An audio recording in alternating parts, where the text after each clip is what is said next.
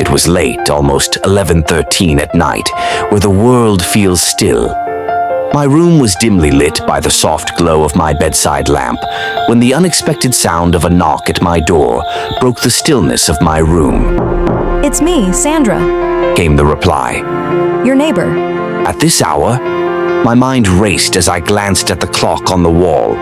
What could possibly bring her here at this time? "Please open the door."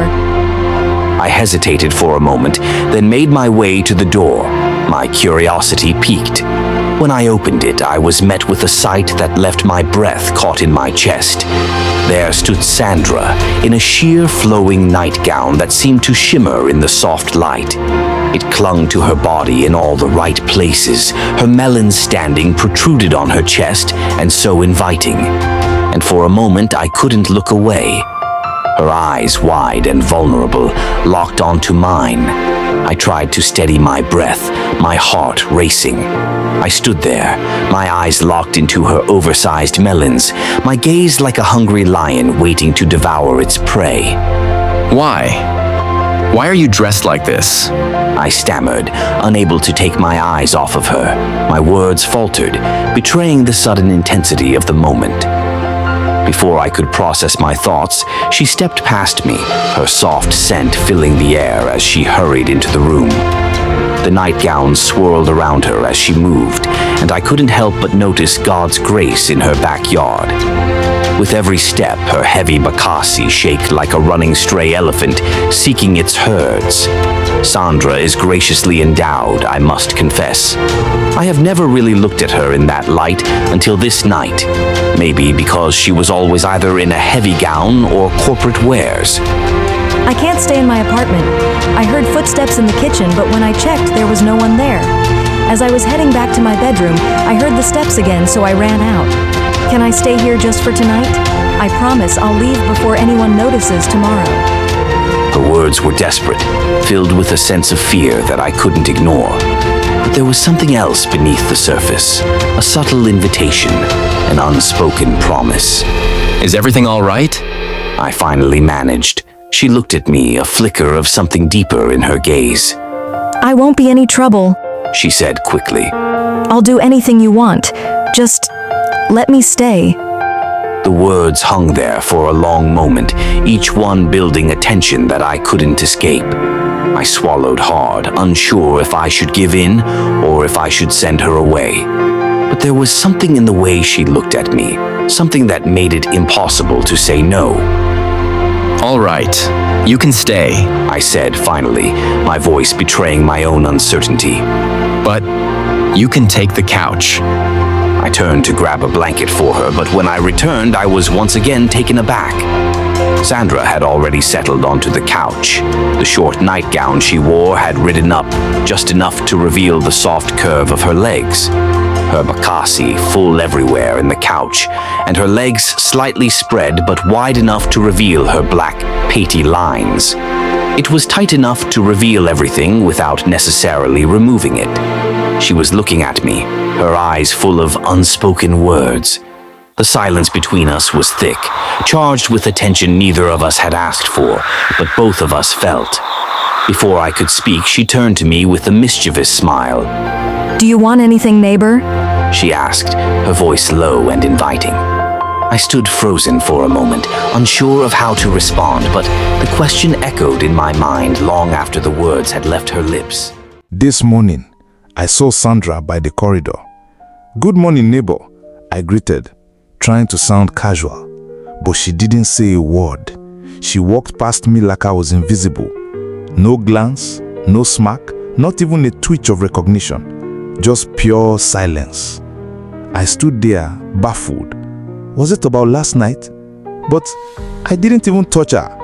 I did nothing wrong. Let me take you back. So, after Sandra burst into my room in that barely dear nightgown and offered to do anything, yes, anything, I was on the edge. The tension she brought into that room was thicker than Harmattan fog.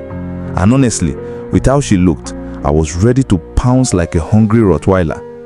But I had bigger problems. I turned to her with a sly smile. "Neighbor, You said I could ask you for anything, right? She leaned in with a naughty grin. Yes, neighbor. Just anything, I promise. Great, I said, matching her energy. First things first, I'm starving. Got any food in your place? She giggled and nodded. Of course, you need the energy for later. She winked and disappeared into her apartment.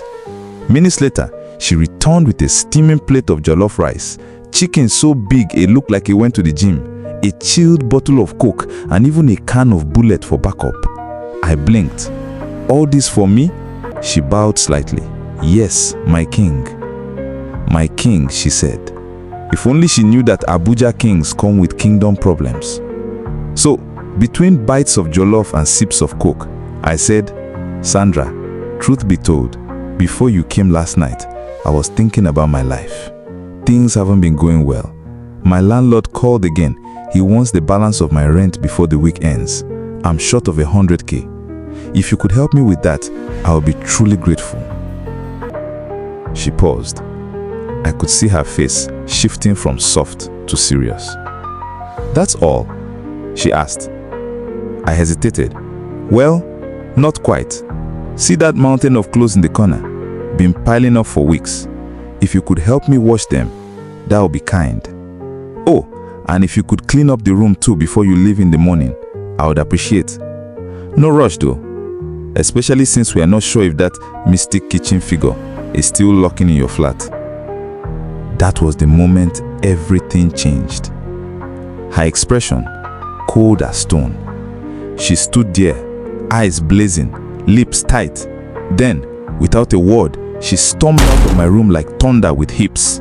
I was still trying to process when she came back, snatched her plates, and banged the door so hard my ceiling fan trembled. Although, I managed to finish the food before she came back. Now, I'm here left with more confusion than ever. Yesterday, I decided to go apologize to Sandra about the other night. But wait, do I even need to apologize? Did I really do anything wrong? I kept asking myself that. But from the way things went down this morning, she must be upset. And I had no idea what I had done to deserve her cold shoulder. After a long, tiring day at work and battling the chaotic Abuja traffic, I finally got home around 5:30 p.m. I was exhausted, so I quickly showered and ate the fried rice I grabbed from Chicken Republic on my way home. But all the while, my mind kept circling back to Sandra. By 7 p.m., it was still bright. I knew I had to talk to her, whether I liked it or not. So I found myself standing outside her door, hesitating. Do I knock? Do I just go back home? But then I thought, this wasn't about me anymore. I needed to know what was going on with her, to understand if I really messed up. Finally, I knocked, waited, and waited some more. No one answered. Just as I turned to leave, the door creaked open, and I froze. It was a new face. I had never seen this person around the compound before. Did I miss the door? Please, I want to see Sandra. Is she in? I asked, barely holding myself together. My heart was racing. Before I could finish, Sandra appeared in the doorway. Her expression was colder than ice. Why do you want to see me? Her tone was sharp. My stomach dropped. Neighbor, about last night I started, trying to sound calm, but she cut me off. No, please, my name is Sandra, she said, her eyes narrowing. Miss Sandra, She raised her hand to stop me. Henry, or whatever that your name is, I don't know you, and I don't remember what happened last night, so please, leave. As you can see, I'm in the middle of something with my girls. If you don't mind, excuse me, weak man. And with that, the door slammed in my face. I heard as their friends were laughing uncontrollably inside and hailing her for shading me. I stood there stunned. Wait, what just happened now? Did she just call me a weak man? What does that even supposed to mean? I soliloquized. I swear, Sandra don't even know who she's dealing with. Nobody insult me like that and get away with it. Abina, because she give me food? This Edo girl don price market o. How do I pay back? Ah, swear, this girl don price. Drop your comment in the comment section.